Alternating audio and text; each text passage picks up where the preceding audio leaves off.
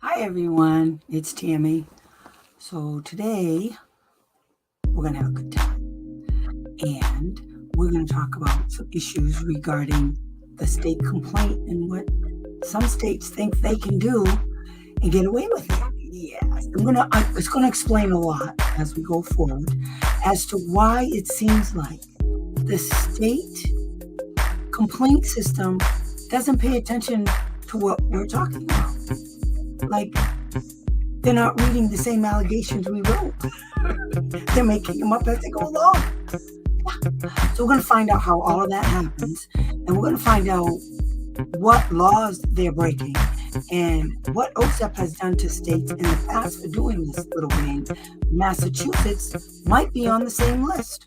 So we're going to talk about this, and let's see how this all goes. I hope you guys have a good time. Please, if you want to know about more, and hit the subscribe button, hit the notification bell so you can be alerted every time I do an upload. And hit the like button and make a comment. Just let me know what you guys think about this so I can do more just like them. So without further ado, let's go on to the show.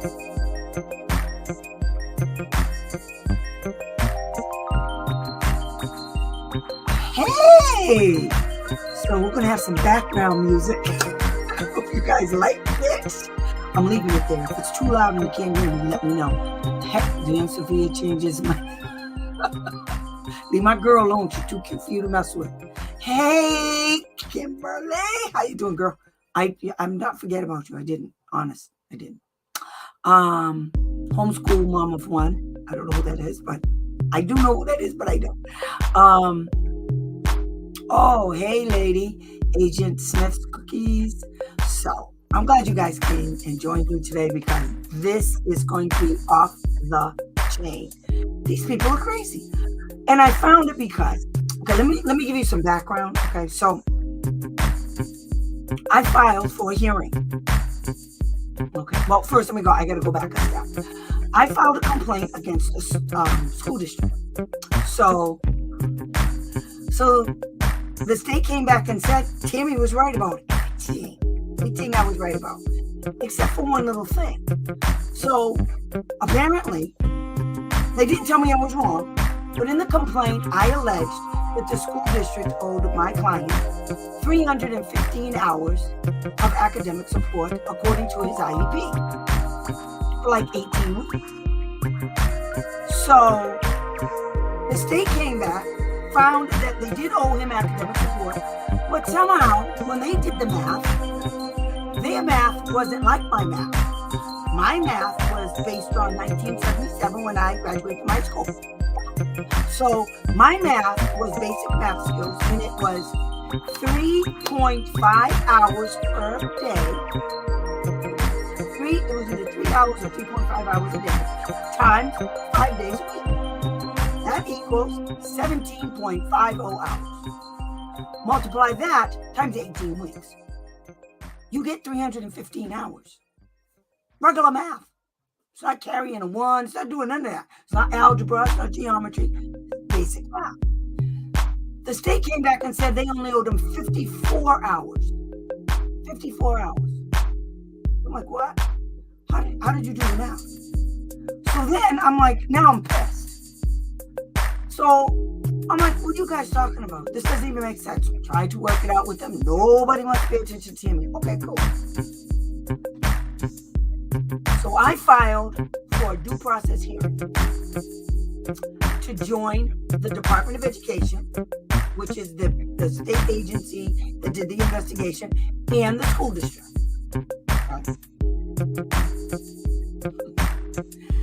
The state's attorney for the school for the Department of Education came back and wrote a motion to dismiss based on a law that Massachusetts invented to protect the state from a lawsuit. I'm going to break it all down for you when it gets better. The state waived immunity for being sued when they accepted accepted the money for special education. I can prove it. It's a law. The only way the state can get the money, the music is too loud, no problem. I just, better off. I'm trying to be cool, girl. Leave me alone. So then, sorry.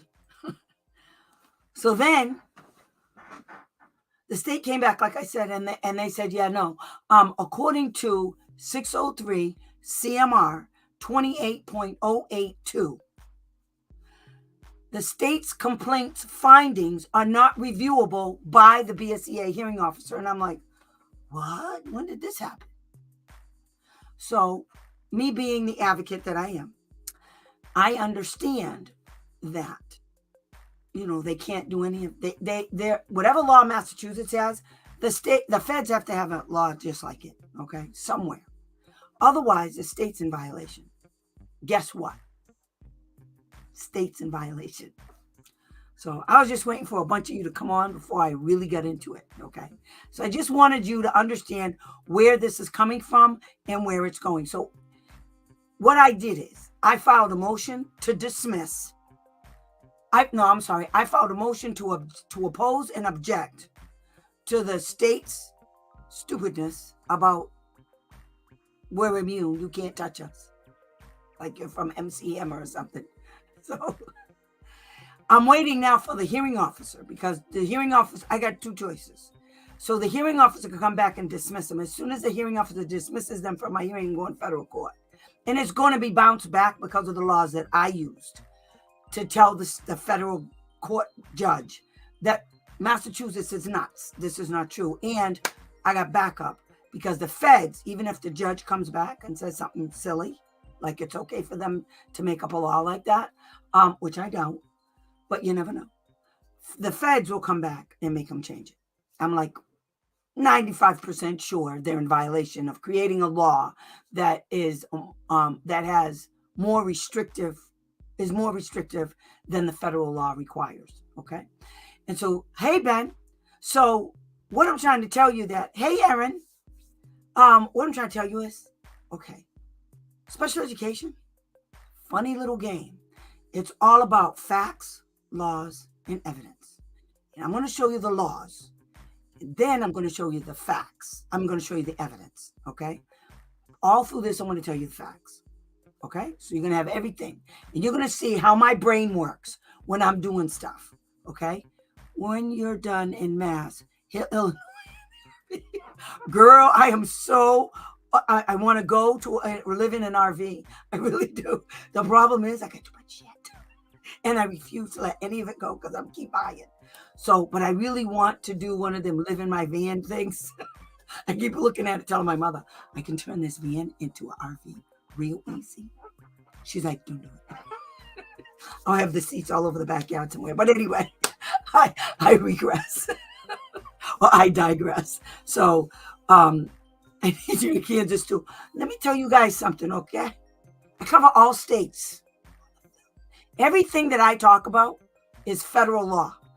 In every state in the nation, just so you guys know, everything that I talk about applies to every single state in the nation. Okay? Whatever I tell you that can't be done here, can't be done nowhere. It can't be done nowhere. It's a violation. When I say it's a federal violation, you're screwed. Okay, screwed over. They could lose their federal funding for this. Now, Massachusetts gets $643 million a year in special education funding. I mean, they're taking chances because Massachusetts thinks they're all of that in a bag of chips. They think they're going to run the federal government. They think they get to determine how their money gets spent. No, because you got to go fill out an application and you have to comply with certain laws. And when you don't, inside that application, it says, you don't comply with federal law, we take your money back. We got it like that because it's a grant and it's voluntary and we're the feds and we can do this. You feel me? Massachusetts, that's what the feds can do. And Massachusetts keeps playing like chicken with the feds all the time. They did this before. In 2008, they got a new commissioner for the Department of Education, and these wombats had the hearing officers working as employees for the Department of Education while at the same time hearing deciding cases. Let me show you where that's illegal. Let me show you. Okay, we're going to start there because there's a lot of illegal nonsense going on. Okay, let's going to share a screen because I like sharing screens. I like it a lot. Okay, so we're going to do that one. What is the law that I just told you about? Oh my God, the brain is dead. Oh, the hearing officers. So, oh, I can go here. No, that's, so let me see. Guys, this is where the laws live. This is where I live. For all intents and purposes, I live here. These are the federal special education laws. Federal. Okay. Little civics lesson. Okay. For some strange reason, school districts and school officials and some state people don't know that the feds are up here and everybody else is underneath them. So you have the feds, federal law up here. You have state law underneath federal law. And then underneath under state law, you have local laws. Okay. For your little school districts and your little towns. That's how it works. It's 3 tiers. It's not the federal government's here and then state laws up here. Yeah, state law gets all of their money. Okay. I knew this was going to be hard for me. Let me explain something here. Whoever holds the purse strings is the one in charge. I'm just saying. Whoever holds all of the money in their hand, $643 million is a lot of money that Massachusetts does not have in their hand until they follow the procedures and they get that money from the feds when the feds say, okay, you complied last year, so we're going to give you the money this year. You see, that's how it works. I don't know what's wrong with these people. When I went to school, that's what we did. Okay, we learned about civics. We learned how a bill became a law and all of that good jolly stuff. We learned about the 3 tiers of government, you know, the executive branch and the judicial branch and what's the other branch? I'm at a standstill. But we learned all of those branches, okay? Executive, judicial. Somebody help me. Ben, what is it? Executive, judicial, what? What's up? There was the third one. Executive, judicial. Oh my God, I hate that. So anyway, this sounds like what Texas did. Yes, guess what? Texas was on the poop list too. It was 4 states. Okay, I got 4 OSEP letters, 4 different states. 3 different states did it, and I think my girl Leanne found another state that got in trouble too. Massachusetts is about to hit that hard, like a brick wall. They're going to hit it. So it was Texas. It was New York. It was New Mexico. Texas, New York, New Mexico.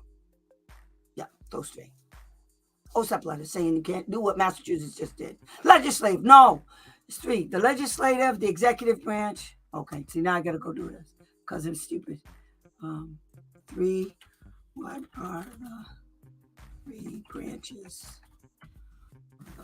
Let me see. Yeah, I'm sorry. It's stupid. I would have never got that. No, judicial, legislative, and executive branches. Yes, that's what it is. You see how I found that, guys? I just Googled it. That's what I'm telling you too. Google everything. If you have a question in your head and it's formulating, don't toss it aside. 9 times out of 10, you guys are right. You just don't have any faith in yourself. Ask the questions. Ask them. It doesn't matter. I don't care if you think it sounds stupid. It doesn't matter. It's not stupid if you're thinking about it and you don't know the answer. It's not stupid. It's a smart question. So anyway. So let me see if it's in here. No, it's not in that one. I'm going to show you where it says. Hearing officers can't be employees of the Department of Education in any state. Google pages, right? Me too. Google and Alexa. Alexa does all my math. I say, Alexa, what is 315? Math problems. I know you can, girl. Skill math help in the Alexa app, or by saying, Alexa, enable math help. Alexa, be quiet. So anyway, she does that. She does that, and Google does all the rest of this stuff. So anyway, okay, I got to do this again because of cray. Okay. So let me show you where it is. 34 CFR. I got to go through all the due process stuff. 34 CFR 300.513. And then this one, hearing decision. Oh, I know what to do. Wait. Okay, I did it too quick. Okay, when you guys pull up a law, let's say you want all of the laws in that section where the hearing, you just click on like where it says subpart E. See where it says, wait, let me go back one. Okay, so I'm in hearing decisions, right? But I want to know about hearing officers. So it's going to be in this section of the law. So what you do is you pull up any law in that you know of in that section. And what I do sometimes, if I don't know the law, hi Barbara, if I don't know the law, what I do is I Google it and I type in idea evaluations or idea due process or idea, and it'll come up. You'll see this thing come up right here, and it's ecfr.gov. That's what you'll see. Okay. So anyway, then when you just type in here, you just type in what that law is. And I did 34 CFR 300.513. And so when it came up, it didn't give me the law I wanted. So now I want all of them and I can look at them and tell. So I click on subpart E and PADAL. Safeguards, due process procedures for parents and children. So then I scroll down and I look at impartial due process. Let's look in there. I think that's where it is, but I'm not sure. So I scroll down. Yep, here it is. A hearing officer. This is what it says about a hearing officer. This has been on the books since IDEA was invented. Since it became a bill, then it became a law, all kinds of stuff. Okay, this is how long it's been in here. So, the process any agency must possess a person otherwise qualified no matter what to do. Okay, I gotta find it now, guys. Oh, this isn't the one. Okay, good. So it's on the hearing officer themselves. So this is where they talk about everything the hearing officer has to be able to do. Oh, there it is right there. Duh. Must not be. It's the first one. I'm so stupid. Must not be. See, it says hearing officer. An employee of the SEA or the LEA that is involved in the educational care of the child. See what I'm talking about? See why I hate people? For 30 years, Massachusetts had hearing officers that were employees of the State Department of Education. That's what SEA is, State Education Agency. Some states call it this, some states call it that. The feds call it the SEA, okay? For 30 years. It wasn't until 2008 that they got busted. And they got busted because Massachusetts got a new commissioner. Okay, thank you. Like my new necklace I made? Cute, huh? Pretty cute. Anyway, I made a whole bunch of them, guys. My stuff's going to go online pretty soon. But anyway, so what is the site? I missed it. Okay, wait a minute. I'll get it for you, girl. I got to go back to the beginning. So it is. Let me see if I can do it this way. Oh, I don't want that. Okay.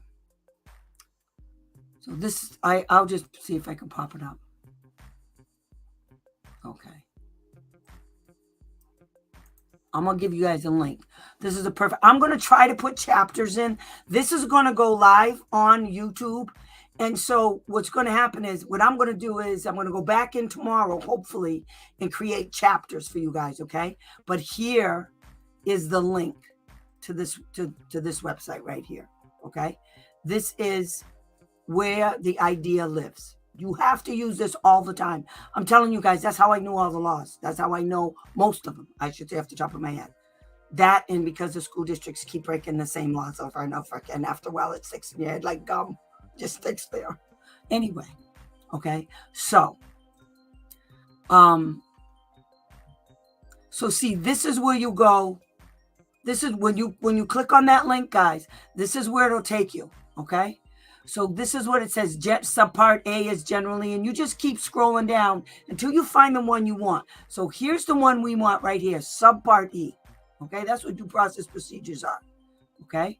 So then we just talked about, and here, this whole thing will just keep scrolling for all of the regulations under like due process. Okay. This is prior written notice, my favorite law of all times.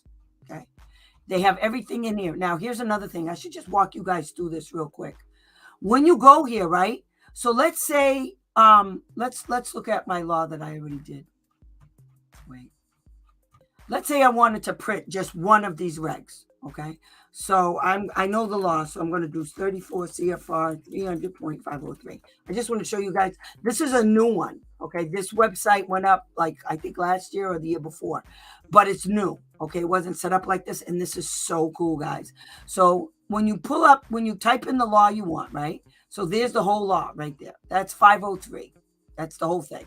And this is 20 United States Congress 1415. This is the law. And these up in here are the regulations. Okay. So the law is 20 USC 1400. And then it has a whole bunch of numbers after that. Those are the laws. These right here, 34 CFR 300.300, 503, whatever. Those are regulations of the IDEA law. Okay. So you have laws and you have regulations. They go together because all of the laws say the same thing the regulations does, but it breaks it down in it so that you can read it better, I think, personally. Okay. So anyway, so let's say I wanted this law right here. I wanted this whole thing printed out so I could hand it to the stupid school district. Okay. So what I do is this. See right here? Oh, can't see nothing. No, because I'm in the way. Why am I? Okay, wait. Do that. Okay. So why is this not doing what I want? It's not moving around. Oh, because you're stupid. Okay. Now I know what I did. Okay, wait a minute, guys. I'm just learning how to do this stupid thing again. So I have to do this. Oh, it's because I opened. Yeah. I know what to do. Okay, so right here, 34 CFR 300.503. Okay, so I type that in. So now I click on it, right? And I scroll down. Okay, so here's prior written notice. Every state has this too. Every state has these laws that I'm talking about. It's not just the federal laws. Every single state has to have laws like this, or they have to implement them, even if they don't have them in a little book somewhere. Like Massachusetts only has 25 pages of 307 pages of federal law. They only have 25. So they selectively put in what they wanted to in the special ed, in the state special ed book. But there's a little disclaimer. And it talks about there's way more stuff. If you want more information, go here. And they provide you with the link. Hey, Wendy, did you like my thing last time? I hope I answered your question. So anyway, so let's say I want this to be printed out. So before you had to go through a whole lot of rigmarole just to get this one page. So now all you have to do is this. Watch. Go over to print or PDF, right? You click on it. It says generate PDF. You click on it. Watch this. This is so freaking cool. I can't stand it. Okay, so it's going to take a long here. Really? Okay, so now, okay, so it showed up on the bottom of my screen. So I'm going to click on it. Ta-da. PDF magic. Now you can print it. So when you print it, it says everything you need to know. Look, it says where you got it from. This content is from the ECFR and is authoritative but unofficial. Okay, doesn't matter because it says right here 34 CFR 300.503. It's because we turned it into a PDF file. That's why they put that little caveat in there, but unofficial. That doesn't mean that the laws don't comply. It does. We got it from their website. We just turned it into a PDF file, which we could have done anyway. So it makes a whole 1 pager or 2 pages, whatever it is, just about that law. That's what's cool about this new website. I friggin' love it. Anywho, all right. So I go back. Okay, so now we're going to talk about, there's 3 different laws. Okay. Let's do this. So that's what I was talking about with the hearing officer. So Massachusetts has a long history of violating federal laws. So what happened is when the feds found out, because the commissioner for the Department of Education ratted the entire state out and said, how come Massachusetts is the only state that I know of that has hearing officers that work for the Department of Education, when the law clearly says they can't? They must not be an employee of the SEA. Yet, here they are, employees of the SEA. So the OSEP came back and said, what are you talking about, Willis? We were told that UMass Boston was overseeing the hearing officers. And so therefore they could stay where they were at in a building with the Department of Education. Dude came back and said, yeah, that fell into disuse almost as soon as it was implemented. It fell into disuse. So for 30 years, nobody was overseeing the BSEA hearing officers. Nobody in Massachusetts. And they're supposed to have supervision. They were doing whatever the hell they wanted. That's what they do in Massachusetts. Matter of fact, that's where they do it all over the nation. They do whatever the hell they want until we rat them out, until we put pressure on OSEP to do something about it. Either answer the question why this is happening or fix it. Do one. I don't care. I don't care. If OSEP takes every single dollar of special ed money from Massachusetts, you know why? Because if my kids ain't getting it, nobody's getting it. And that means they're little lawyers too. Yeah, because everybody is getting rich off the backs of our kids who are just helpless and vulnerable. And so you like taking candy from a baby, do you, Massachusetts? Really? I'm a little peeved tonight. I'm not in a good mood tonight. Not doing it. I'm gonna take a sip of tea. Maybe it'll calm me down. No, not so much. So anyway, when the state, let me talk about IDEA. How does the state get the money for IDEA? Let me tell you how the state gets the IDEA money. IDEA is a grant, okay? Any state can apply for the grant. It's voluntary. States don't have to apply for the grant money. Most states do because departments of education, all state agencies are nonprofits. If you're a nonprofit, you can apply for a grant. Anybody can. Anybody can apply for a grant that meets the criteria in that grant. So if you're a public school, you can apply for the grant through the state, okay? If the state applied for the grant. So first what happens is the feds put the grant out and it's available. By the end of the year, it becomes the application process starts, like I think it's April, somewhere around there. But they start putting out information on the OSEP website. Let me see if I can find it about, you don't need to know that. If you want to know about that, let me know and I'll do a whole thing about that too, how they get the money. Okay, so what happens is OSEP, the Office of Special Education Program, puts out the grant. Okay, and they say, hey, the grant's ready. You want it? Here's the link. Go fill out the paperwork. Send us all the information that the grant is saying you need to send to us. And then you guys have to sign assurances. Once they fill out the grant and they submit it, part of the grant process is that they have to agree to implement all of the IDEA and any laws that have to do with children with disabilities. That means 504 laws. That means any laws you can think of that's a grant. That's anything to do with the government. If they, in order for them to obtain the grant, they have to agree to comply with all of these laws regarding all of this federal stuff. Okay? All right. There's another thing. This is the best. Everything stems from this, what I'm about to tell you tonight. Okay. So there's a law. Okay, there's a thing called sovereign immunity. So first I'm going to explain to you what sovereign immunity is. Okay, so let's go look at what sovereign immunity is. So we'll look it up over here. I'm going to type in Google. Sovereign. Okay, so we're just not going to do that. Is that what we're doing? What the hell? What the hell? Where is it? Am I in the wrong one? No. Okay. I don't know what it's doing and I don't know why. Why isn't it? Okay, let me just try it. So I'm going to type in sovereign immunity definition. And of course it didn't change. We go over here. Why is this not doing this? I don't understand.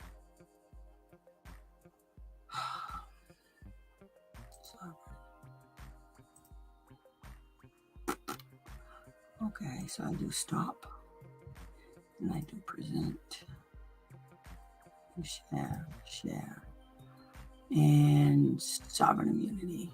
Bingo. There it is. Okay, let's look at, this is Cornell Law, which is famous. It's like Harvard. Okay, so let's go look at their definition. Okay, what's sovereign immunity? The overview.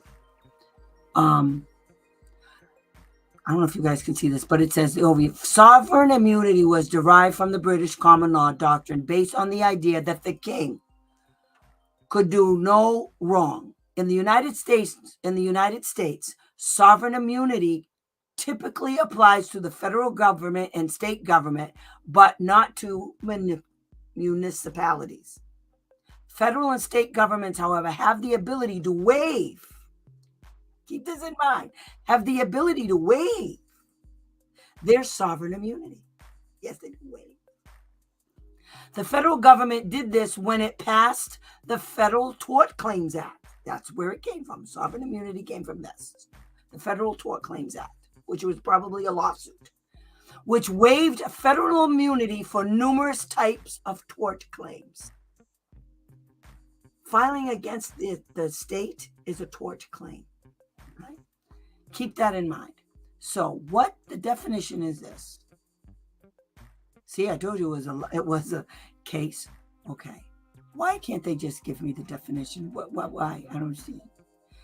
The sovereign immunity refers to the fact that the government cannot be sued without its consent. Okay, so keep that in mind. Now we go back, and I don't understand this. Sovereign immunity. So now I want to go to, I know what to do. Come on, present. Oops, where is it? Okay, so keep that in mind, okay, guys? Sovereign immunity is that a person in the state can't sue the state unless the state gives consent that it's okay to sue them. So keep this in the context of the state of Massachusetts Department of Education. So I filed a complaint, a due process complaint, against the Department of Education. And the Department of Education came back and said, we're not giving you consent to sue us. And that is in the form of a motion to dismiss my request to join them in a hearing. Okay? So that's, in essence, that's what they did. They said, no, you can't do this. But remember what I said. Sovereign immunity can be waived, right? Remember what it says here. Sovereign immunity can be waived. Now watch this. This is so much fun. I love it when a plan comes together. I can't even see straight. Okay? So. Okay, we're going to do it again. Sovereign. Share. Okay. This is the law. I know it by heart now, so you guys going to just run with me. But this is the law for sovereign immunity. 34 CFR 300.177. Wait to remember. A state can waive it, right? Watch this.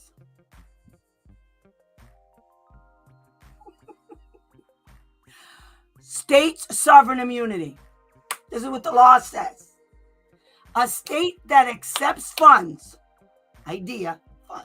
under this part, wait for it, waives its immunity under the 11th Amendment of the Constitution of the United States from suit in federal court for a violation of this part.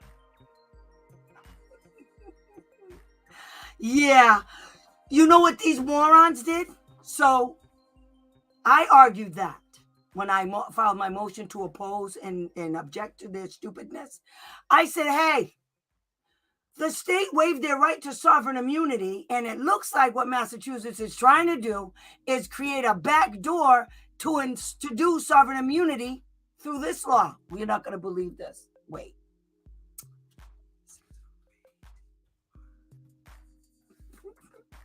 I hate them so much. The law that they're using in Massachusetts is 603 CMR 28.082. Let's go look for 28.082. Let's see what it says. 28.08. Where's 28.08? I don't understand. 28. Oh, there it is. Okay, so here's 28.08. Okay. Now let's go look at 2. Let's see what the state thinks they can do. Okay. Here it is. I'm going to highlight it so you can see it because it's a doozy. Department procedures. Now remember, this all started because I filed a complaint. Oh, here it is. No, I'm on 28082. I filed a complaint and they did an investigation. And then I filed a due process hearing and I joined the Department of Education as a party in my case. The state came back and said, you can't join us because of the state law. Remember what they said. They waived sovereign immunity because the state accepted special ed funds to the tune of $643 million. So they waived that as soon as they agreed and they put their John Hancock on it. Yeah, we want the money. They waived their sovereign immunity. So the stupid motion that he filed is dead in the water because you waived it. That was law number one. They're so stupid. Okay, so here we go.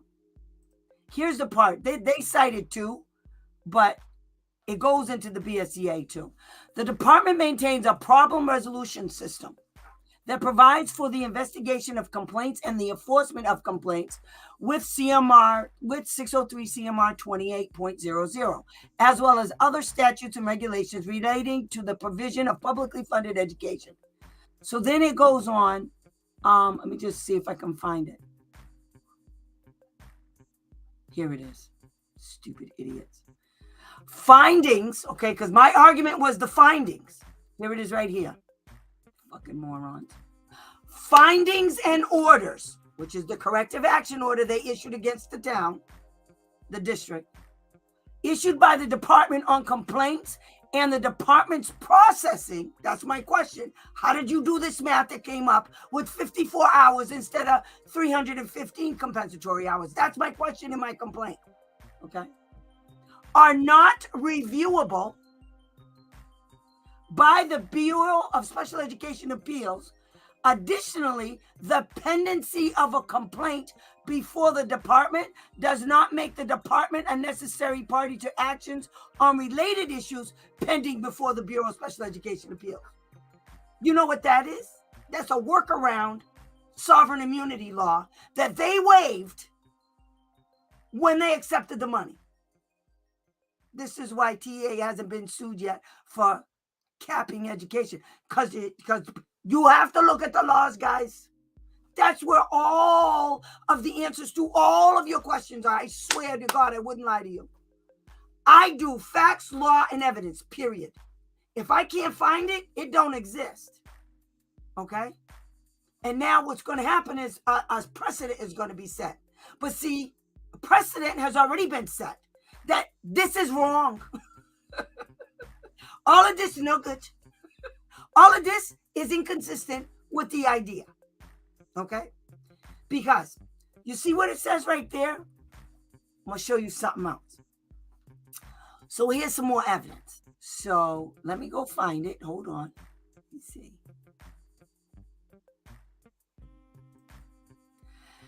Okay.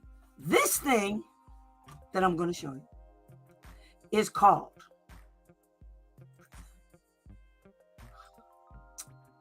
why does it do that? Okay, so what I'm about to show you is this thing called, and it's on my website, I believe. If it's not, I'll put it there. So this thing is called the Dispute Resolution Memorandum. So it's everything about dispute, mediation, state complaint procedures, due process procedures, team resolution, all of that is in this memorandum. It is so chock full of information. Every single parent, every single one of you should have a copy of this. It's free. If you don't have it, and I don't have it on my website, you let me know and I will send it to you. It's real easy. It's real simple. Okay. Let me tell you what it says here. You guys are going to be so friggin' mad. Where is it? Share window. There we go. Okay. Okay. This memorandum is question and answers on IDEA Part B dispute resolution procedures. So if there's a dispute resolution under the IDEA, questions and answers are in here. All of it. And OSEP if you ask OSEP a question about I'm not happy tonight. I will call you tomorrow. Oh, Jesus, don't piss me off. Why? Don't piss me off, Barbara. I will smack you, Barbara. Thank you. Don't forget. Kimberly just said, don't forget to press the like button, please, guys. If you like me telling you this stuff, you got to hit the like button. You got to hit the subscribe button because I can keep doing it, but I need help. Okay.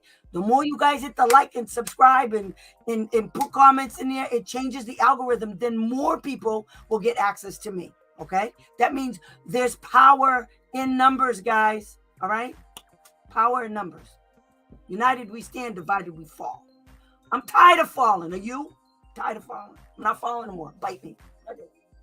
Anyway, so let's see what this says. This is OSEP's, the Office of Special Education Programs, interpretation of their laws. Okay, carries a lot of weight when you're in a federal court system. Carries a lot of weight. It's this agency interpreting their laws. If anybody knows their laws, it's going to be this agency.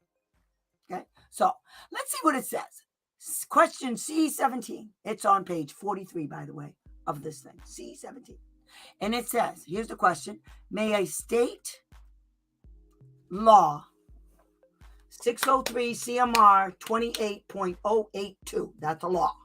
That's a state law. So that says, may a state law authorize the SEA to unilaterally dismiss or otherwise limit the issues that can be the subject of a party's due process complaint? No. Under the idea, hearing officers have complete authority to determine the sufficiency of all due process complaints filed and to determine jurisdiction of issues raised in due process complaints consistent with, and then they cite the federal due process complaint laws. You understand? See how that works? That's what IDEA said. So what they're saying is, no, a state can't create a law that limits or restricts the hearing officer's duty. Now, here's the question I put to OSEP. Okay, good. What if the hearing officer's using the law to do a workaround sovereign immunity so that she can make them go away? And she didn't do it on a case-by-case basis, and she didn't do it based on the allegations made. She didn't, because I alleged denial of faith. You know, when the stupid State Department of Education decided to give my kid only 54 of the 15 hours they owed him. Really? Really? You think that's okay? That's not okay. So now the hearing officer, and that's nothing. Thanks to my girl Leanne, she found me a case. That the same hearing officer that I have on this case that I'm talking about, she dismissed the state from a BSEA Methuen case. And I have the number for the BSEA case where she breaks it all down pretty good. Oh, no, I can't do this and I can't do... Never talked about the fact that the parent made a claim. Never talked about the allegation against the state for any of it. Now, all she talked about was 603 CMR 28.082. And then she broke it down and told us why it's even there. That's what she did. I sent it all to OSEP. Because I want them to tell me why this is okay.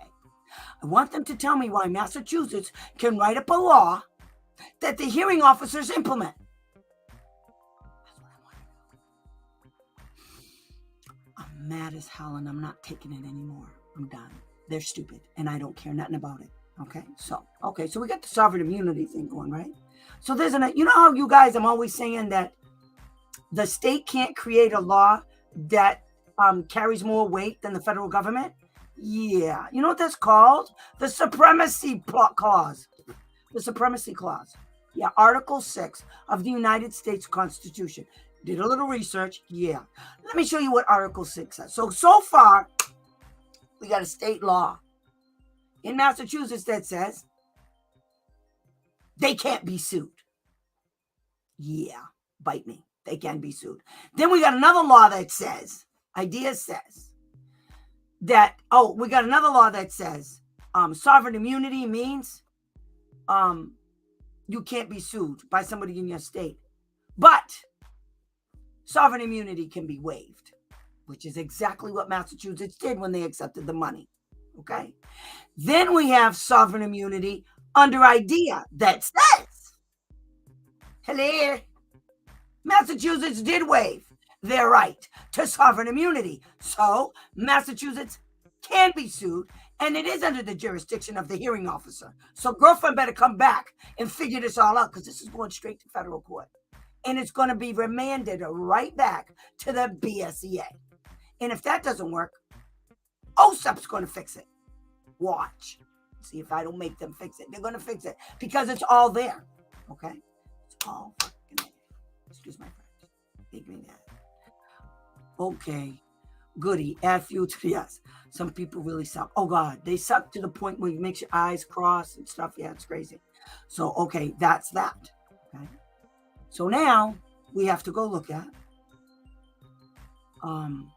sovereign immunity, Article 6. So let me just do this. Whoops, I'm in the wrong one. Okay. So we gotta go back. I'll do it like this. I will do it like this.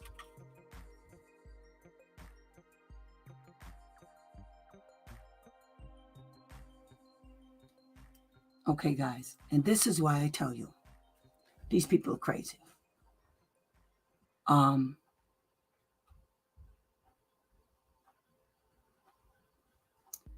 I hate people. Okay, so I guess stop that. Whoops, sorry guys.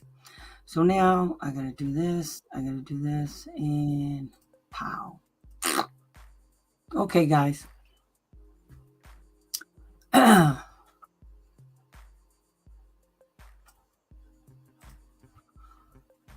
Where'd you guys go? There you are. Supremacy Clause. Okay.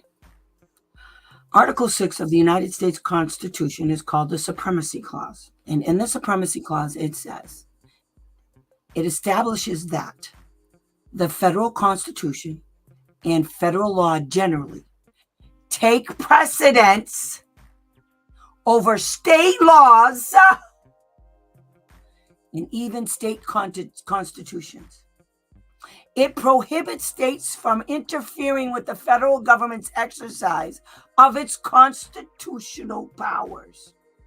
It's kind of like what's going on right now with Congress and Roe versus Wade and all of that stuff. And all of these states saying, we want to make the decisions regarding our women and whether or not they have control over their bodies. Whatever your persuasion is, I'm not saying it's right, wrong, but this is what's actually going on. This is what the fight is about. It's about the Supremacy Clause, okay? Because, and here's the problem.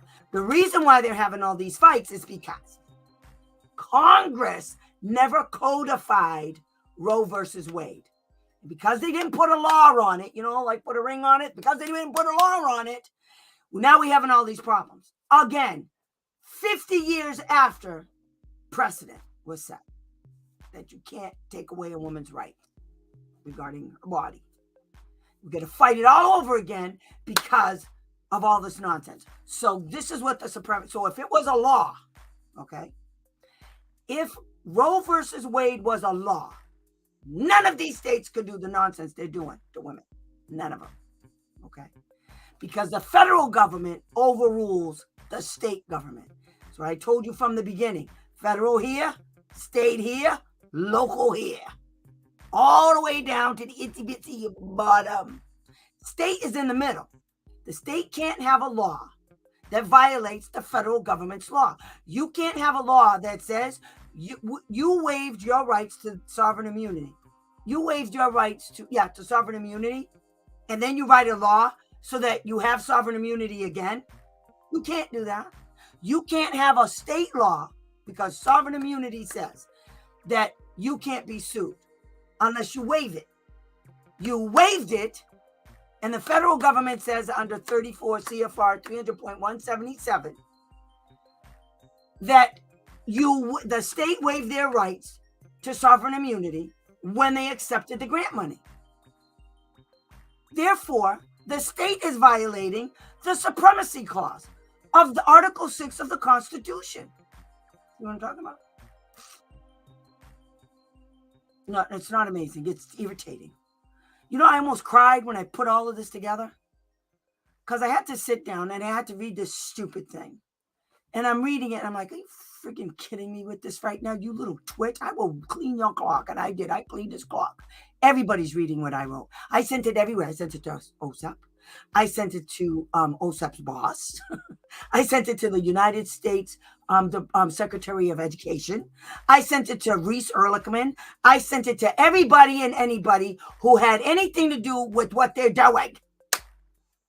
Now I'm going to send them this link because I hate them. I don't like them. It's one thing to just cheat. It's a whole nother thing when you are taking advantage and you're an agency using federal funds, you're using my tax dollars to steal an education away from a child with a disability. What the hell is wrong with you? What is wrong with you? Why would you even allow that to go into play in your state? Why would you do that? Because you have no character. You have no integrity. You have no soul. You have no soul. You're going straight to hell. There's a special place in hell for all of these people who have done these nasty things that they just think they're exempt of. They don't even come close to understanding what these kids have gone through, what these families have. I know a family that moved 4 times. Every time she moves, they take away her kid. She wins stuff and then they take it away when she goes to another school district. Every single time they gave it to her because she fought and won. I mean, she whooped their ass. She gave them a good spanking. And then she goes to another school district because she can't take that one anymore. She goes to another school district. They take it all back away from her. She wins it, and then another school district takes it. Then she wins it again, and she says, well, screw this. I'm going someplace else. And she moves again. And that school district takes it. That's because they're no good. And it's just all across the United States. All across. Texas local government code. Immunity against parents suing. I told you. It's full of shit. Report them to the department. File a complaint. Okay. Oh, and that's another thing. I'm going to be posting my complaint, my response, the state's motion to dismiss, and my response. I'm going to be posting it online, and whoever wants to read it and use it, feel free. I'm telling you, I don't care if you copy and paste it. But if it sounds like or it looks like, you can just take it and take out all of the stuff that I use and put it in yours. I'm going to put it on my website because I like it so much. Okay, because that's no good. They can't do that in Texas. They can't. Texas already got in trouble for that. There's a law. I'm going to show you this. Now, wait for this. Okay, so there's all the laws, right? So now you got all the laws saying that they waive their right to sovereign immunity. That means I can sue them. They're violating the supremacy clause because they created a law that's more restrictive than what that is trying to take precedence over federal law that says you can be sued because you waived your right. So this is what they're doing. So they got the law that they wrote. Then you got the law that doesn't protect them anymore from the law they wrote. And then you got a law that says your law can't take precedent over federal law. Hello. Telling people they can't sue the state because of some stupid, ridiculous, not reviewable by the hearing officer crapola. No, you can't do none of that at all. You can't do none of it. It's a lie, Craig. Now let's go into the letters. Because I believe, do I have one from Texas? I have New Mexico, I have New York, and I have mine. It's not funny, Barbara, stop laughing. So let's go look at these letters. This is interesting. My favorite one, which started it all, was a case in New Mexico where they did this stupid crap. Okay, they said you can't sue us for the same reasons I just listed. So the parent took them to court. They appealed the decision to court, to local, whatever, Supreme Court or something in the state. The judge came back and said, oh no, state's right. Really? Because the judge relied on the same law that the hearing officer relied on when the hearing officer dismissed them from the case. So then OSEP stepped in and said, yeah, we don't care nothing about the judge, and we don't care nothing about your silly state law. Here's what we care about. We gave you this much money and you agreed to implement these laws, and then you turned around and decided you weren't going to do it.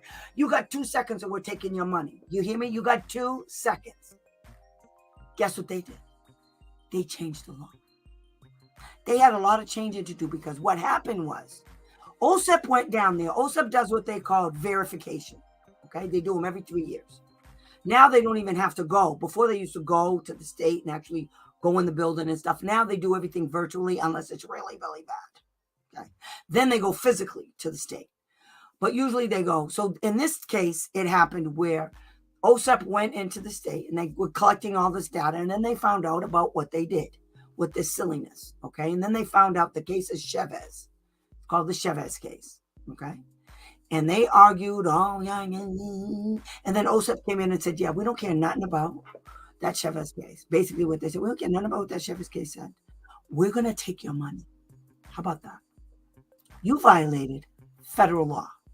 That judge issued a decision based on state law.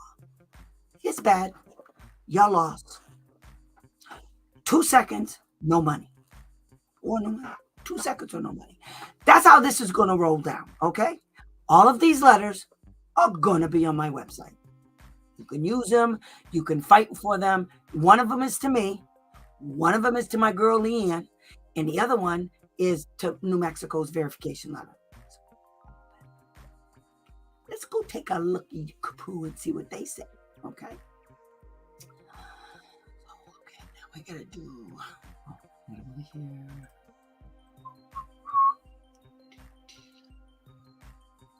Here we go.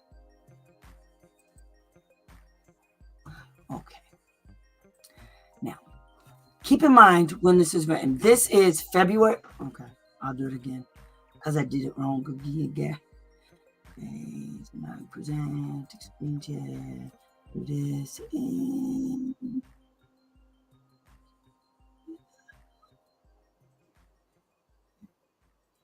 sorry guys. Okay. At least I'll know where to put the chapters in, okay, when I do my chapter thing. So, how come I can't move this stupid thing? Oh, shit. I'll do it like this. Better. It's not really good, though, because you can't see it that good. But anyway, okay. So, this letter is dated February 15th, 2012, okay? And what it is, it tells you every state that gets this done. And you can actually go online and see your state's verification letters and what they found, what the state found. And every state is different, okay?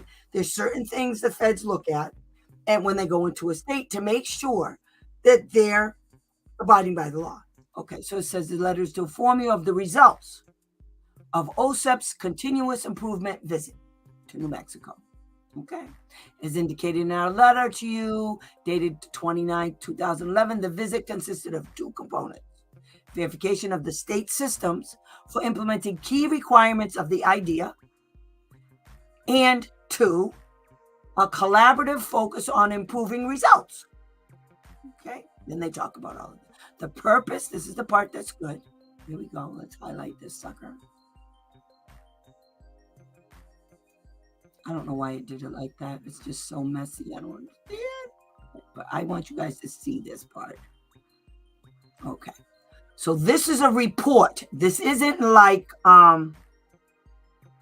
yes, honey. States waive their rights. It's in the law. It's okay. Here it is. I'm going to put it right here so you'll see it. So 34 CFR 300.177. Type that law right into your Google browser and it'll come up with that. Okay. And it says just that. Look for the website that says ECFR. And it says .gov or something. That's the one you want, okay? And then bookmark that one, all right? But anyway, yes, they waive their rights because they're stupid, okay? Then tried to cover their butts by using laws passing so they won't get sued. Yes, that's exactly what they did. That's why I hate them. I hate them all. I hate them. They're no good. And all of this is behind money. Lots and lots of money. Oh, yeah. Okay, so I don't know what this is doing. What? Okay, good. Okay, so this is the purpose of doing a verification. Okay, this was written in 2011, so it could have changed a little bit, but for the most part, this is the purpose of OSEP going to a state to look at their records. The purpose of the verification component of the visit is to review the state system for general supervision and fiscal management, as well as the state systems for improving child and family outcomes. Well, let's just talk about how you can do that when you just deny them their rights to take the state to a hearing. Yeah, when we do that? When the parent files a complaint and says they denied FAPE to the kid. Really? Okay, good. OSEP developed critical elements that were used to guide its evaluation of New Mexico's general supervision, including data and fiscal systems. The enclosure to this letter describes the scope of OSEP's review of the state system for general supervision and briefly outlines relevant statutory and regulatory requirements for each critical element. Yes, it does. Okay. So now let's scroll down to where I want the juicy stuff. OSEP conclusion, dispute resolution. Okay.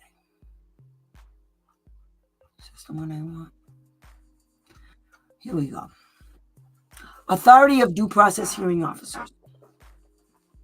This is where they got screwed up. Let me see. Wait.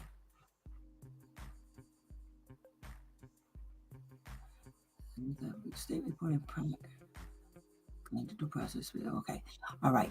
So this is where it all starts for these ding dongs. This is where they lost their mind. The idea provides parents an opportunity to present a complaint with respect to the matter relating to the identification, evaluation, educational placement of the child, or the provision of a free and appropriate public education. There's the law. Okay, 20 U.S.C. 1450. Whenever the complaint, yada, yada, yada. Okay.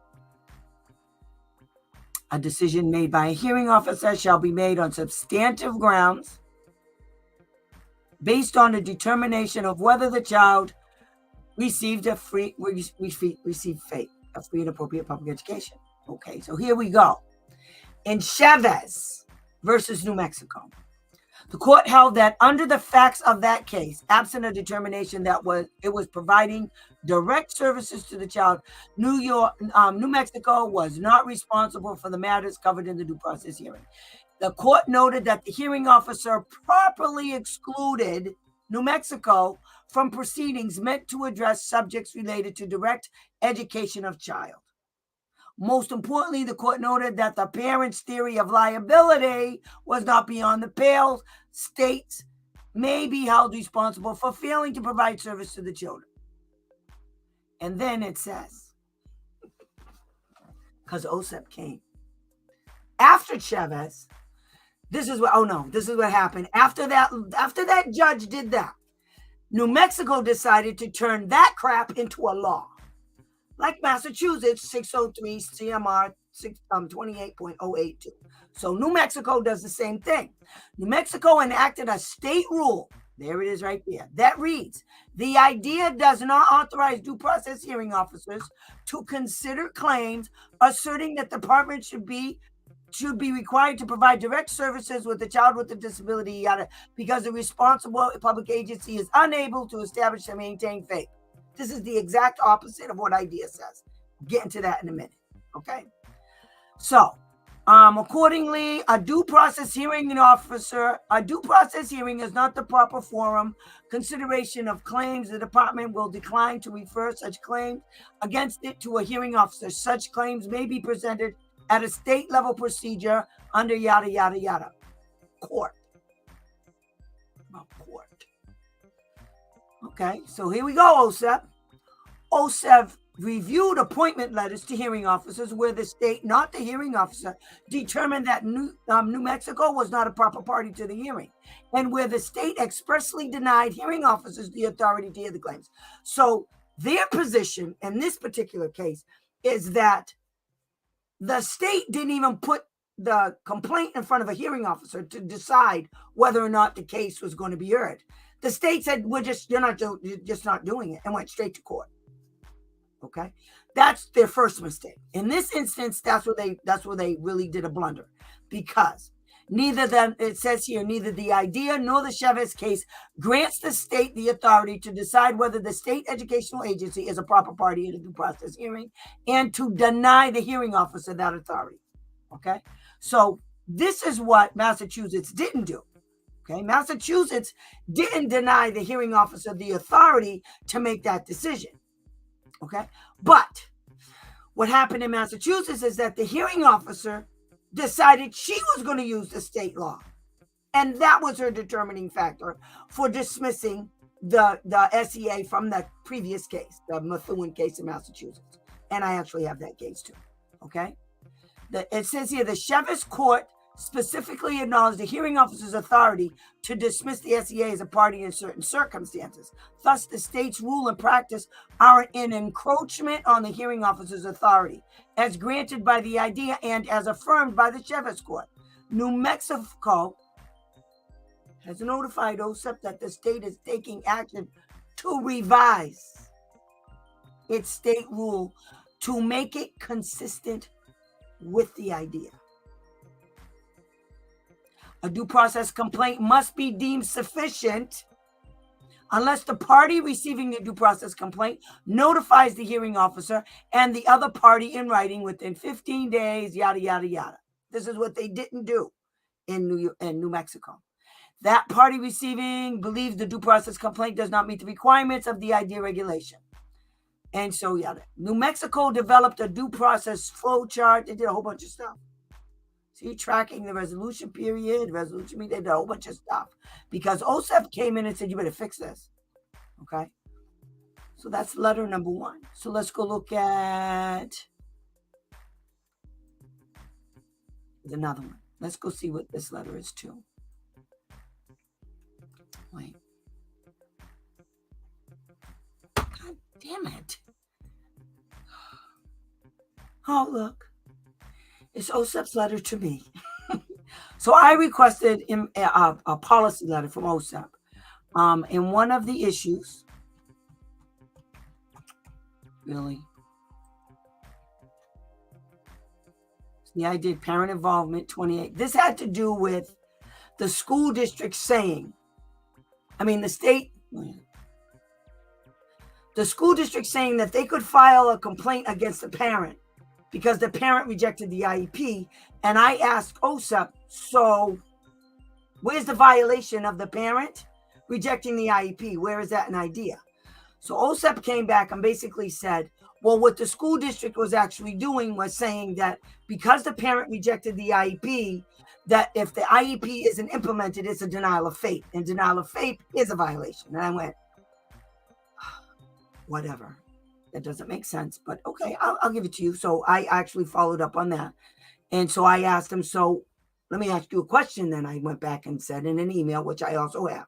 I said, so if the school district can propose an IEP and the parent rejects it, and then they, on the basis that the parent rejected it, and the school district can then file for a hearing on the basis that the parent is denying FAPE because she's refusing to sign the IEP. Is that correct? They said yes. I said, okay, good. Can we do the same thing? Can we write up a draft IEP in the same manner the school district did and propose it to the school district? And if they refuse it, can we make the same claim that because the district didn't do this, that it's a denial of FAPE? And OSEP came back and said, absolutely. So write IEPs and propose them to the school district. When they say no, file against them for denial of FAPE. You can use my letters. I'll put them on the emails. Okay. So here's part of what they're saying to me, which goes into the hearing, the filing of a hearing and using the state. Okay. Under IDEA, a parent or public agency may file a due process complaint on any of the matters described in 503 and relating to educational placement of the child with a disability or the provision of FAPE, which I did in my complaint against the state. This authority, in our view, is broad enough to include situations where a parent refuses consent to the LEA's proposed change in educational placement and the LEA determines that FAPE will be denied absent such consent. That's what they did. And then they filed for a hearing. Additionally, as noted above, CFR 300 requires that when a state enacts an additional parental consent requirement like the one at issue here, it must ensure that all public agencies in the state establish procedures to ensure that a parent's refusal to consent does not result in a failure to provide the child with FAPE. Those procedures may include the filing of a due process complaint. See letter to Williams. And then I say, she says, you ask whether the LEA must cite a violation. And then she goes in here and she says, this is where my story is right here. So that piece is there. So they're saying that they can file for a hearing against you if you reject their IEP, but it doesn't stop you from doing the same thing. You can propose an IEP, and then they're going to come back and say, you can't propose an IEP. It's a team decision. Actually, the hearing officer I have right now actually said that to me. And I said, wait a minute. I did exactly what they did. They sent me a draft IEP. What the hell are you talking about? So you're telling me I can't send the draft? That's not what the email from OSEP told me. Shut right the hell up. Yeah. I said, you want to see it? She said, no, I didn't think so. Okay. So here we go. Finally, you discuss a due process complaint to request a due process hearing in what appears to be a one-tier system. Massachusetts has one tier. New York has two. You go to the due process, and then you can go to an appeal process within the state at the same time. And right after you get a decision, you can appeal it within the state. That's called a two-tier system. Okay? And specifically ask how the hearing officers, here we go, how the hearing officer's dismissal of the SEA, how the hearing officer, I don't understand, okay, how the hearing officer's dismissal of the SEA from the hearing proceedings impacts the idea. Exhaustion requirement. Because my question is this, if the state says the SEA doesn't come to a hearing, then that means I get to appeal to a federal court. I'm doing it anyway. But this sets it up, okay? So, because we have what's called exhaustion requirements, okay? You have to exhaust your administrative remedies before you go straight to federal court or any court. You have to go through the system first, and then you can appeal that decision, okay? So my question is, if the hearing officer is dismissing these wombats from the case, then I can take them, I can go straight to hearing, correct? And so they're saying, from the hearing officer's job. As you noted, the hearing officer's authority in such situations as addressed in the OSEP February 15, 2012 verification letter to New Mexico. See how they bring it up? Okay. That letter states that a parent may file a due process complaint against an SEA, and the hearing officer has the authority to determine, here's what Massachusetts didn't do. Here's what this hearing officer didn't do. Based on the individual facts and circumstances of the case. What she did was base her decision on the law, on the state law. That's what she did. Now I got to go back and read it because I'm getting scared. But that's what she did. I read it, and that's what she did. In the previous case, she based her decision on state law, not on the individual circumstances of my case, okay, or of that case. That's what I got out of it. And it says that letter states that a parent may file a due process against the yada yada yada. Whether the SEA is a proper party to the due process hearing. So if I'm alleging that the state denied FAPE, that's what a proper party is. If the state denied FAPE, which the state did, instead of giving me 315 hours of comp services, they gave me 54. That's a denial of FAPE. I went there asking for 315. I proved the kid was owed 315. And without reason or explanation, the state only gave me 54. I got a problem with that. So this is also addressed in the January 17th letter. That's my girl's letter, Leanne. As well as the document I just showed you, the dispute resolution memorandum. Okay. Question and answer on Part B dispute resolution procedures, July 2013. Question 17, which is what I just read you guys. Yeah, Barbara, they don't keep anybody accountable. We keep them accountable. This thing right here that we're doing is all about what we can do. because they're not doing it. That's why I called this thing DIY, do it yourself. There's a whole YouTube village. YouTube is based on do it yourself. There's a reason. We are evolving. We don't need to go to work for somebody else. We can do it ourselves. People are doing all kinds of things by themselves. This is not hard, guys. I know it looks like a pain in the ass, and I know it looks hard, but you know what? You keep doing it until you get it right. What you got to lose? Because you don't have enough money. Most parents that their kids are fighting these people, it's because you can't afford to put your kid in a private school or get a governess to give your kid the services that they need. If you were independently wealthy, who in their right mind would do this crap? Who would do this crap? Nobody. These laws are there to protect people who are low income, no income, or seriously reduced income. Okay. So they addressed in my letter, in the letter to me, they addressed New Mexico. They addressed the New Mexico letter, the dispute resolution memorandum, and my girl Leanne's letter. All of my letter, all in the same issue. Okay. New York, New Mexico, and the dispute resolution memorandum. And it's all about a hearing officer and how they can or cannot dismiss the SCA arbitrarily, unilaterally, just because the Massachusetts has a state law that says they can. That none of this shit is reviewable by a hearing officer. That's not based on unique circumstances of the case. It's based on what you guys have defined as being the reason why the hearing officer has the right to do this. The hearing officer does not.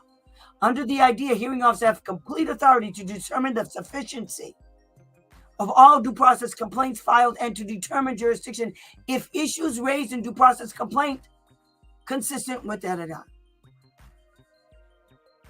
The exhaustion provision authorizes a party aggrieved by the hearing officer's decision to either request a state level review, which is like a second tier, which we don't have, in a state with a 2-tier system, or in a 1-tier system, bring a civil action in an appropriate state affair.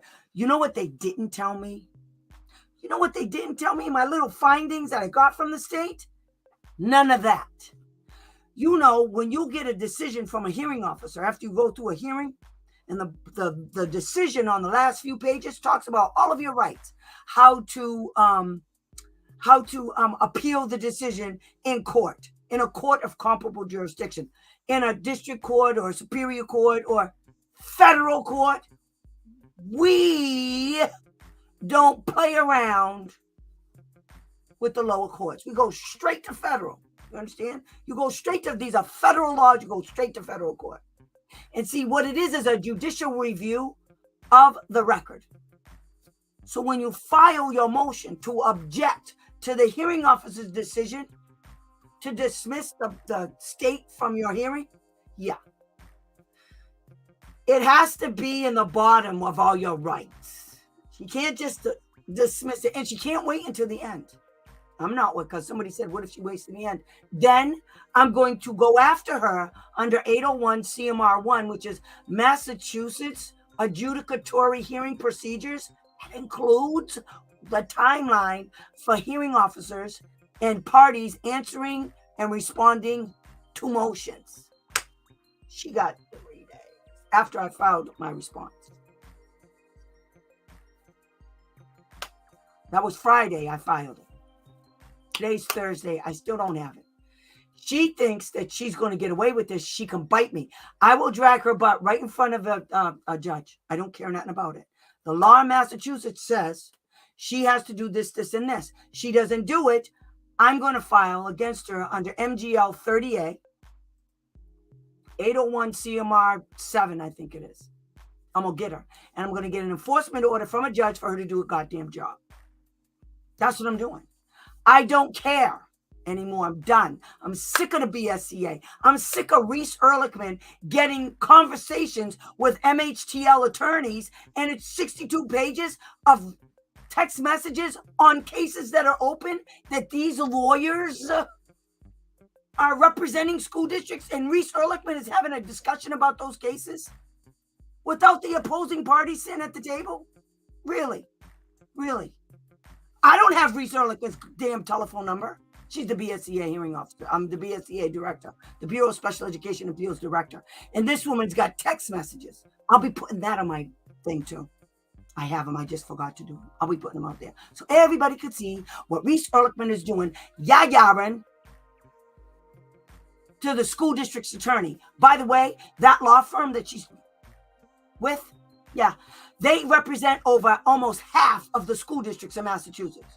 354 towns and districts in Massachusetts. They represent half. And she's yayaring with them. I asked her, I'm going to ask OSEP, who is the director of the BSEA? Reese or somebody else from MHTL law firm? Ooh.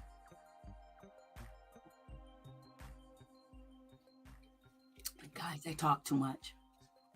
Oh, yeah. They're out there already. They're just on another website. But yeah, I hope she does get fired. I'm going to make sure she does. I'm good at it. Okay. I'm tired of this. This is our tax dollars and this is the shenanigans that's going on. I don't understand. I do not understand why this is going on in 2022. I also don't understand how after 50 years of Roe versus Wade, some morons that are the chief justices of the United States now have decided to overturn precedent. 50 years of it.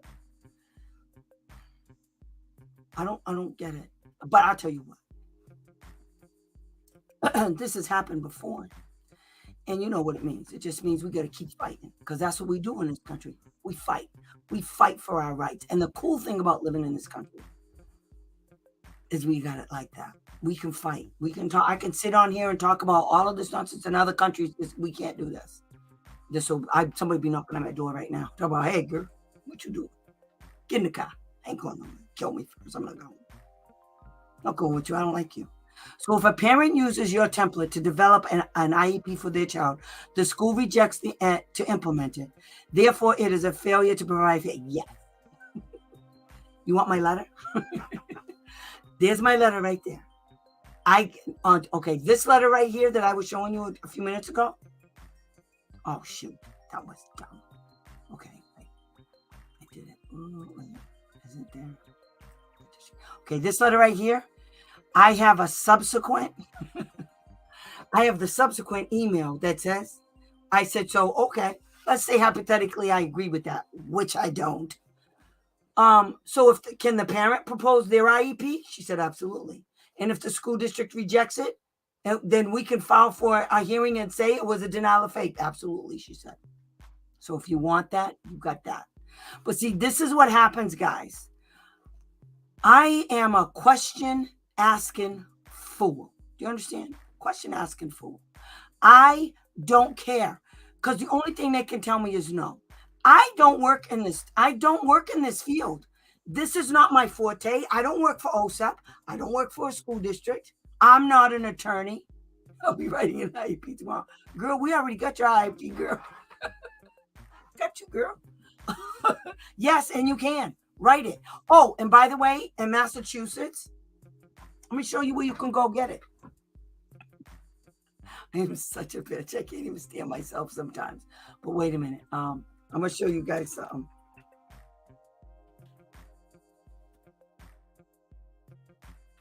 Okay, Massachusetts Department of Education. Oh, no. Where is it? IEP forms. Bro, you can download these forms.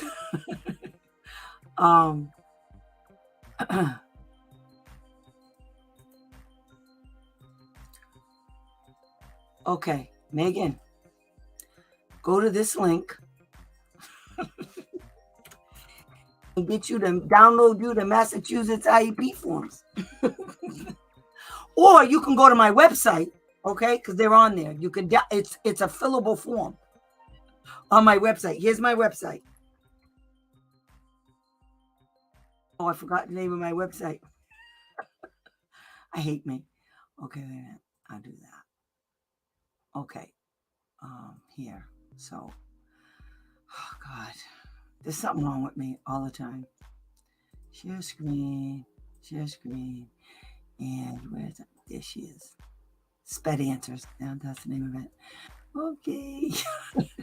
Okay, there's my website, guys. Okay, so what I want you to do is go over here. Okay, so if you go over here on the sides, it says blank IEP fillable form. I just fixed the link. The link got all screwed up for some strange reason. So what you do is you click up here, click here for the blank IEP form. You click on it, right?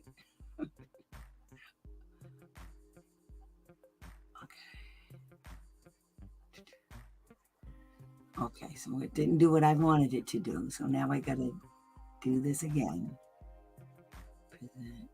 I know there's a way to do this without me doing this. Okay, so here's the printable form.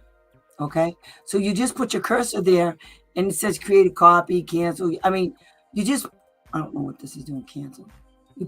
Why is it doing that? See why I hate my life? Oh, it's not downloaded. I'm not trying to modify it. You want back. Okay, you have to click on that and then it'll come up. And then you just put in all the information. See what it does? If you have a problem with it, give me a call and I'll show you how to work it. But yeah, okay. So that's what you can do. And let me see. Here's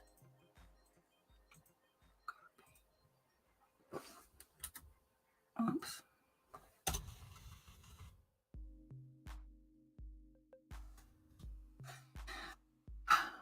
That's what the forms are. Okay. Now, I tried to take out everything that had to do with Massachusetts on there, but anybody can use that form. All you have to do is when you do it, just blank out. If you don't want it on there, you can blank it out. Or I just noticed that it is on there.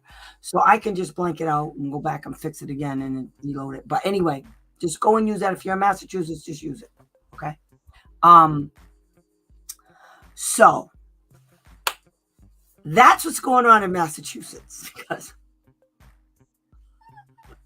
okay, that's the cray that's going on in Massachusetts. So what is this? What does this mean? Well, it means that I just sent a whole bunch of emails over to OSAP, and I sent it to the Miguel Cardona, and I sent it to Jeffrey Riley, the commissioner in Massachusetts for the Department of Education. I sent it to Russell Johnston, the state special ed director. I mean, I sent it to a busload of people, and I keep sending them emails asking them, why? What are you people doing? What the hell's going on? I don't understand. This is nonsense. I'm not having it. I don't like it. Please explain. Okay, because these are the laws that I have. This is the law that Massachusetts has. And to prove that Massachusetts has every intention of denying a parent the right to take the state to a hearing, here's a BSEA hearing in which the hearing officer said, you can't come because of this law. That's what she said. I want that stupid law off Massachusetts books. Massachusetts has a lot of stupid laws out there that don't make any sense. You know, there's a law on Massachusetts book that says if you get an independent evaluator, the independent evaluator has to do the evaluation in 30 days. What? Do you know how long it takes to get an independent evaluation, say from Children's Hospital or Mass General Hospital? It's like 8 months. So I got mad one day. This was years ago. And I called up the Department of Education. And I think it was the state special ed director at the time. I think it was Rich Conley. He was either the BSEA director or he was, and I think he was the state special ed director, the interim one or something.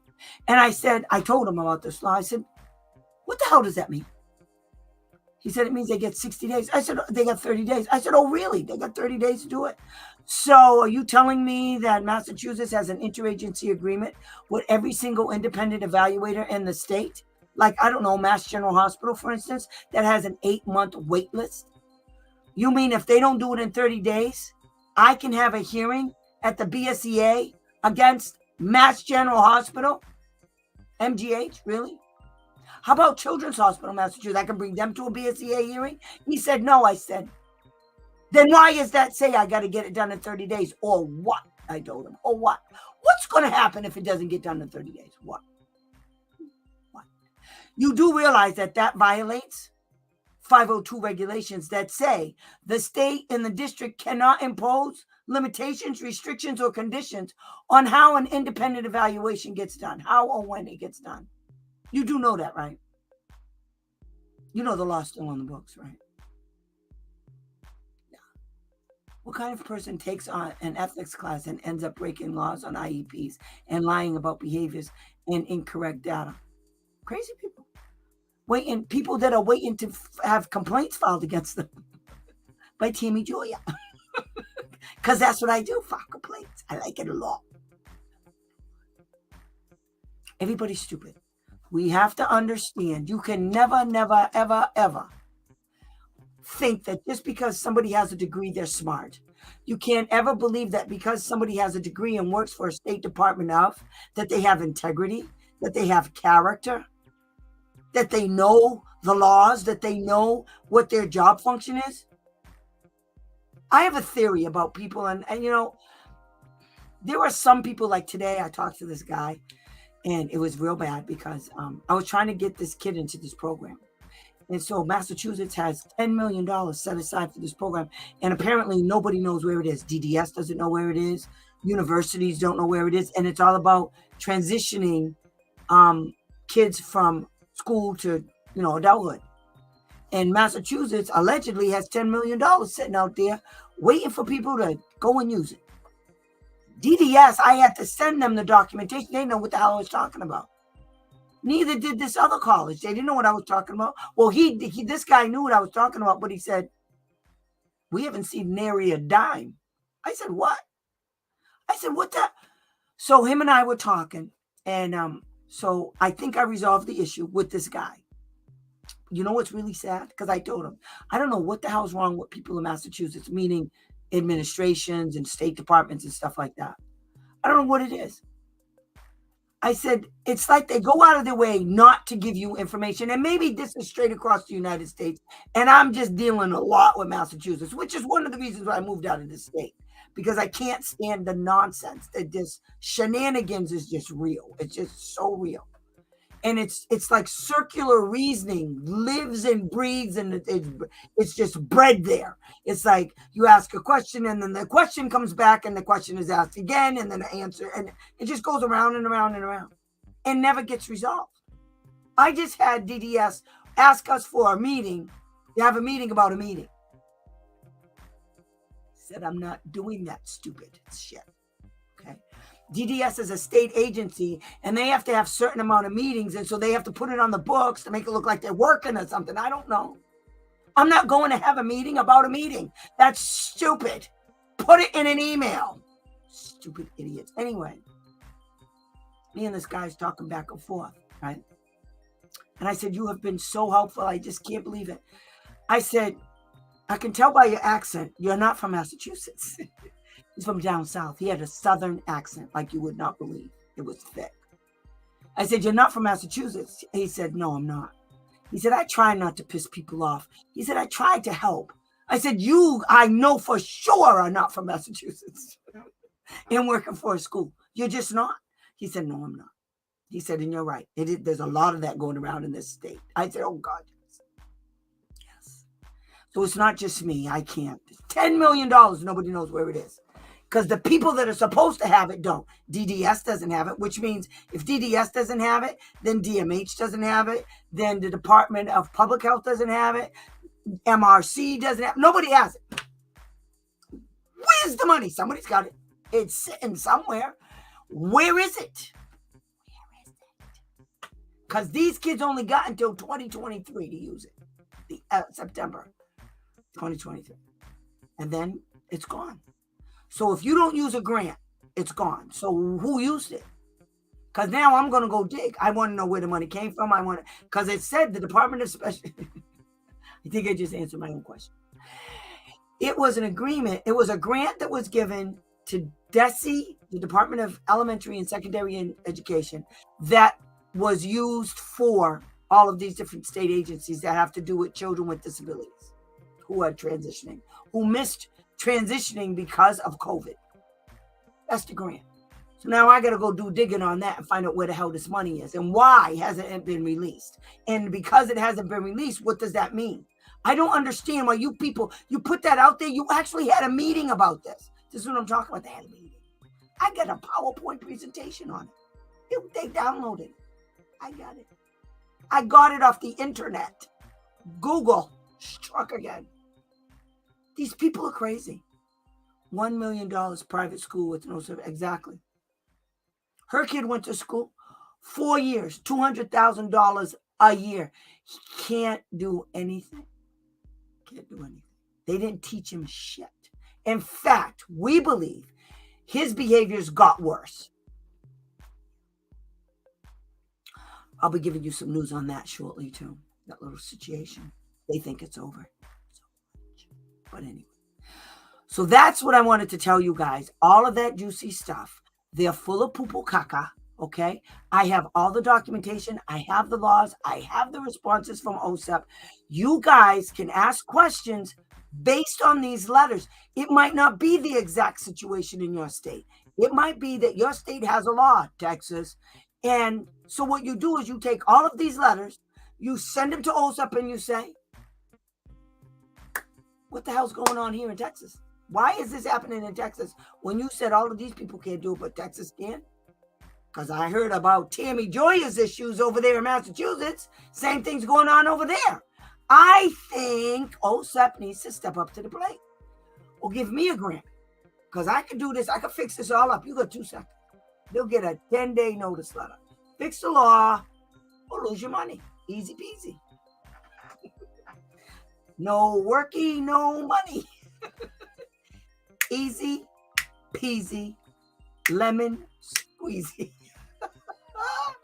Anyway, I just wanted to tell you guys that I thought it was a lot of information. I know it's a whole rigmarole of stuff, but even if this doesn't stick in your brain, it will. Somebody will bring something up and this will be triggered.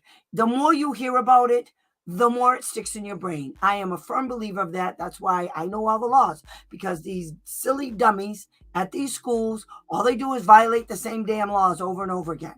So what am I doing? Filing complaints on the same laws over and over again. After you keep typing the same law over and over again for 30 years, believe me, it's going to stick in your brain. It's going to stick everywhere. It's going to stick on places you don't want it. In your dreams, all kinds of stuff. So anyway, that's what I'm saying. So pay attention to your laws. If they say no, anything you want, look it up. Tell them, prove it to me.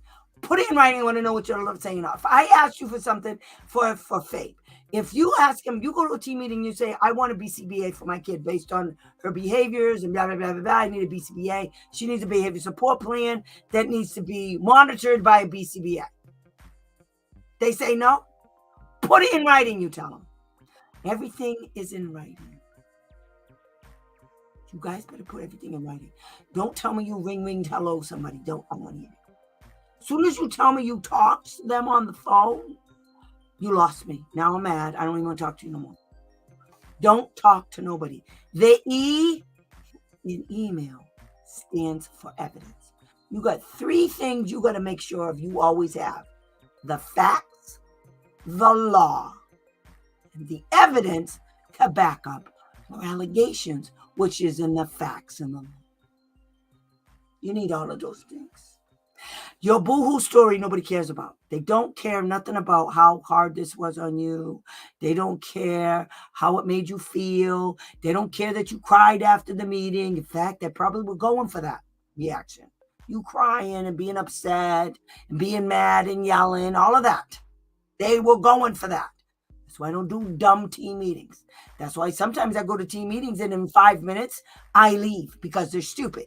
They come unprepared. They didn't send me the records that I wanted before the meeting so I could be prepared with my client. They do all of that stuff on purpose. You understand? That's why I tell you guys, ask for the records prior to the meeting. They don't give them to you. When you go to the meeting, you say, as soon as they open their mouth about the record you didn't get, gotta go. Bye, Felicia. They're going to say, what? I asked you for all of the documents you were going to rely on at this meeting to make a decision about my kid's IEP. And you decided you were going to do it your way. I got to go. Send me that document. Otherwise, no go. And then you go home and you write up what they said. You write it up and you send it to them. Because the first thing they're going to say is the parent was a bad kid. The parent didn't go to any team meeting. I didn't go to any team meetings because you didn't do what I asked you to do. And so you think I work for you and I got to do what you say. Nope, not doing it. Don't care, not about it. It's either I stay here and yell at you because you're stupid, or I laugh at you because you're stupid, or I go and save everybody a whole lot of anguish because I'm mean. And I know I am. But I mean at them. I don't like them. I don't like them. I don't like when they poison your minds about how special education is. Special education is nothing what those people say it is. Do you understand me? They are liars, okay? And they will lie. They would climb a mountain to tell a lie, then stand on the ground and look you in the face and tell the truth. Those are the people you're dealing with. As soon as you understand that, it's good. That's how I look at them. When they're talking, when they're doing this, I'm saying to myself, la, la, la, la, la. I'm singing, whoo. And then I just act like I didn't hear nothing I said, and I just come at them with my question. Now they're mad. They're like, what? Where did you get that from? I got it out of my head. Okay. That was nice that you told me all of that, but what you didn't do is answer my question. Here's my question again.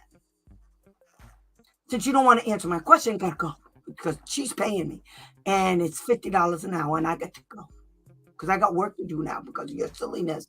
Now you just caused me to go tell her all of her options based on what you people didn't do on purpose.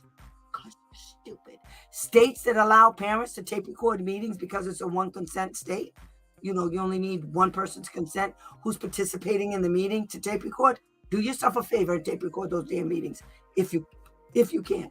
If you can't, tape the meetings anyway. I mean, ask the school if you could tape the meetings. A lot of times they'll say yes. If you have a disability, if you have a processing disorder, if you have any kind of disability that hinders your ability to understand what they're talking about during the meeting, you can say, I have a disability. I need this meeting tape recorded. And they have to accommodate your needs.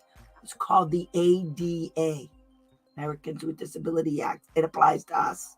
Yes, you can do this.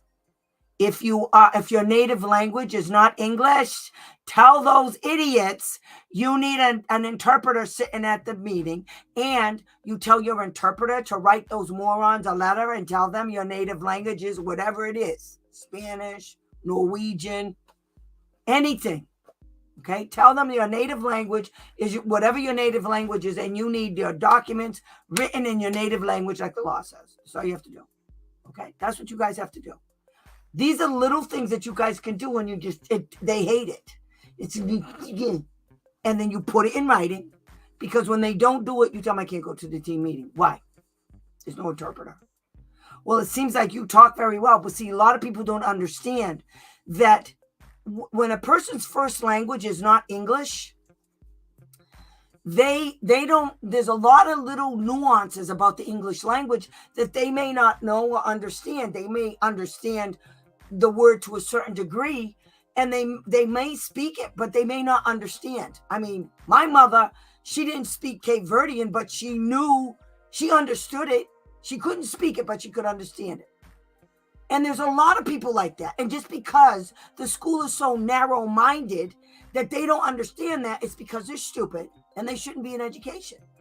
You should understand that people have needs. And if they're not from this country, then it doesn't matter what you think, okay? It doesn't matter that you say, well, you speak perfect English. They actually said that. The lawyer actually said that in a hearing. Narrow-minded pissant. That's all I'm saying. That's all I'm saying. I can't stand people. Okay, guys, I gotta go. Tired girl. I hope this was helpful. I'm gonna try to put what do you call them things? I'm gonna try to put chapters in this because it's long, so that you guys can go in and I'll name them and I'll tell you where all the documents are and everything, so you can go straight to it and just listen to that part. But all of these documents are going to be on my website. I'm going to tell you where that is. So follow me on my Facebook page, and I'll tell you where it is on this page. And then you guys can go get the documents, or you can, drop a note or whatever. Let me know you want it on Facebook, even under this. Please make a comment. You guys don't understand that the more you guys comment and subscribe and like and all of that stuff, what you're doing, which first of all is free, not asking you for a nickel. It's free. I've been on this thing for 2 hours now, giving you guys free information. If you want me to continue, I got a lot to tell you guys. If you want me to continue, please subscribe to this channel. Please like this channel. Please hit the notification bell. And please, please, please put in a comment. I don't care if you say good job. I don't care if you have a legit question. It may take me a couple of days because normally you guys don't put any questions in there, so I don't check it as often as I should. The more you guys put comments in there, the more I'll check it because I'll know there's something in there. I will be, going. So please, please, please, it's free. It's just free. And I love doing this. You have no idea how much I love doing this, but it's hard. I mean, it took me 2 hours just to prepare for this. So I could get all my stuff lined up and set it up so that it could look somewhat like a professional thing, which I'm not very professional and I don't care. As you can see, I'm in my lounge wear, but I'm comfortable and that's all that matters. So please, could you do a girl a favor? It's free. Please comment, please subscribe. Thank you so much for coming. I really appreciate it. Thank you so much. I really, really appreciate it. I hope you guys liked it. And if you have any questions about anything that I talked about, just let me know in the comments below and I will get back to you right away. I want you guys to have a great night. I'm doing another video. It's going to be on bullying. It's going to be a video, not a live. And it's going to be on bullying and where the laws are and how you can address it federally and especially in Massachusetts. It's been coming up a lot. So anyway, but I'm going to try to cover, the nation.